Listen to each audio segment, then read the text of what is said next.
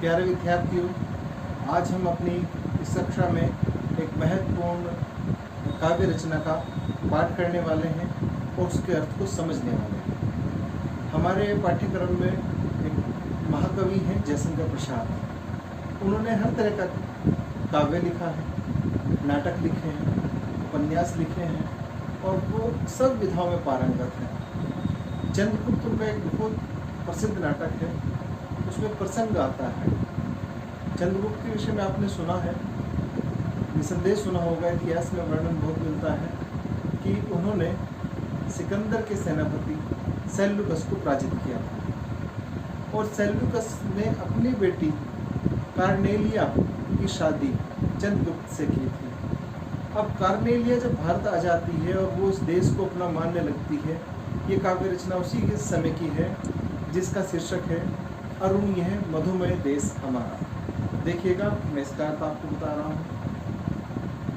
अरुण यह मधुमय देश हमारा, अरुण यह मधुमय देश हमारा, जहाँ पहुँच अनजान क्षितिज को मिलता एक सहारा, अरुण यह मधुमय देश हमारा।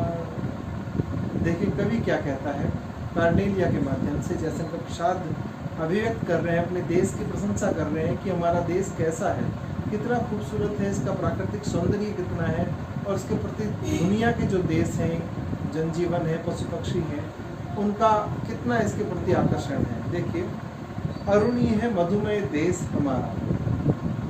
अरुण कहते हैं लालिमा युक्त समय को। अरुण होता है जो सुबह के समय उगता हुआ लाल लाल सूरज जो होता है, जिसकी लालिमा हमें प्रभावित करती है, उसे अरुण कहते हैं।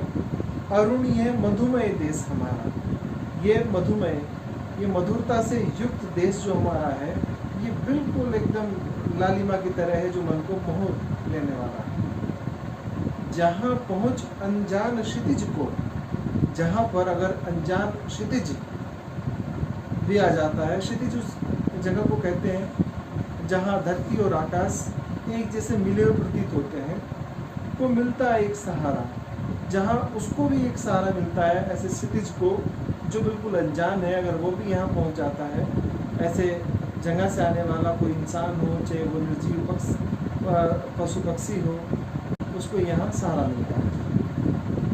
देखिए ये पंक्तियाँ, सरल ताम्रस, सरल बिल्कुल सरल, ताम्रस कहते हैं कमल को, गर्भ विभा पर, गर्भ मतलब तालाब का जो गर्भ है, तालाब से निकलते हुए कमल, विभा कांति जो उसकी है, नाच रही तरु शिखा मनोहर। सुंदर सुंदर सरल हैं जो ताम्रस हैं, कमल हैं, वो भी बड़े सुंदर लग रहे हैं।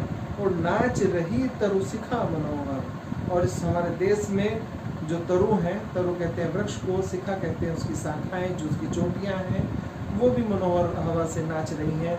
बड़ा खूबसूरत प्राकृतिक दृश्य है, लालिमा युक्त, कांति युक्त कमल दिख रहे हैं और जो शिखाएं हैं जो बड़ी चमकदार हैं वृक्षों की, वो नृत्य जैसी प्रतीत हो रही हैं। छिटका जीवन हरियाली पर, मंगल कंकुम सारा। ध्यान दीजिएगा, छिटका जैसे छिटक दिया हो, जीवन हरियाली पर, जो पूरा जीवन जो हरियाली पर छिटक दिया हो, मंगल कंकुम सारा, और साथ में क्या छिटक दिया, मंगल जो मंगलकारी है, कंकुम कहते हैं सिंदूर को, वो सारा छिटक दिया हो हरियाली पर ईश्वर ने, ऐसा ये देश हमारा है। बड़ा खूबसूरत दृश्य है, जैसे हरे हरे वृक्षों पर चारों तरफ सुंदर सुंदर फूल लगे हों, वो बड़ा सुशोभित हो रहा है। अगली पंक्ति देखिएगा, लघु सुर धनु, लघु छोटा, सुर कहते हैं इंद्र को या देवताओं को, धनु कहते हैं धनुष को, जो ऐसा मानो प्रतीत होता है जैसे छोटा सा इंद्रधनुष हो, इंद्र का धनुष से पंख पसारे, ऐसे पंख से पसार लिए हों, और क्या बह रही है वहाँ, शीतल मलय समीर सहाय, चारों तरफ शीतल और सुंदर सुगंधित वायु फैल रही है, ऐसा देश हमारा है।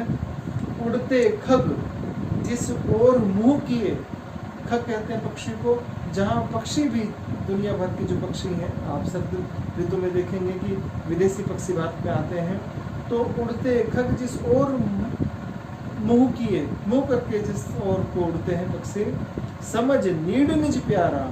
नीड कहते हैं घोंसले को, कि अपना नीड, अपना घोंसला वो भारत को समझते हैं। इसलिए भारत भूमि इतनी पावन और पवित्र है। बरसाती आँखों के बादल बनते जहाँ भरे करुणा जल। जो बादल हैं वो भी करुणा से भरे हुए जल को यहाँ इसलिए बरसा देते हैं हिंदुस्तान में कि वो यहाँ के लोगों पर अपना विशेष स्नेह लुटाते हैं। बरसाती आँखों के बादल, ऐसे बादल हैं जो अपनी आँखों से क्या करते हैं, बनते जहाँ भरे करुणा जल, जहाँ वो अपनी करुणा से भरे हुए जल से इस धरती को सिंचित करते हैं।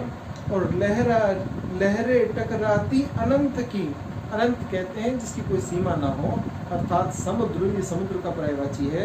लहरें टकराती अनंत की, क्योंकि भारत में ऐसा भी है कि यहाँ कहीं नीचे बहुत बड़े भूभाग को समुद्र छूता है।